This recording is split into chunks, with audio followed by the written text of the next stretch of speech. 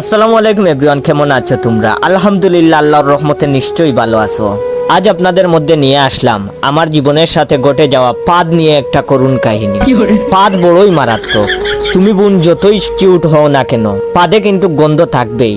যতই দামি পারফিউম গায়ে ইউজ করো না কেন, পাদ আসলে সবার সামনে মারতে পারবেন না। তো একদিন টিকটক থেকে পরিচয় সুন্দরী নুসরাতের সাথে দেখা করতে যাই। চোখের চশমা, গায়ে দামি পারফিউম মেরে নায়ক ভাব নিয়ে গেলাম মেয়েটার সামনে যাওয়ার পর ওর রূপ দেখে তো আমি পুরাই পাগল। এত সুন্দর, ওর সুন্দরের কাছে সানি লিওন আপুও হার মানায়। যাই হোক, ফুল দিলাম, রোমান্টিক কথা বলতেছি। এমন সময় মেয়েটা দেখি মুখ দিয়ে কেমন করতেছে।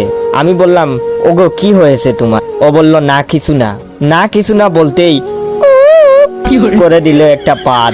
যেই না দিছে, পাদের গন্ধে আমি অজ্ঞান হয়ে গেলাম। পরে 2 দিন পর হসপিটালে হুশ আসলো। হুশ আসার পরে দেখলাম একটা সুন্দরী নার্স দেখি আমার পাশে। আমাকে বলল, কেমন আছেন?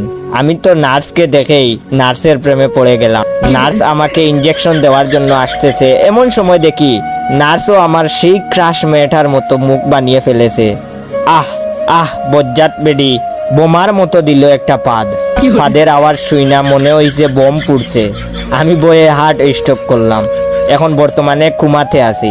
যাদের আমার ভিডিওটা দেখে হাসতে হাসতে পাদ চলে আসছে, তারা আপনার 10 জন বন্ধুকে শেয়ার করবেন আর কমেন্ট করে বলবেন পাদের কারণে কখনো লজ্জা পেয়েছেন কি? পাদ আসলে বড়ই মারাত্মক।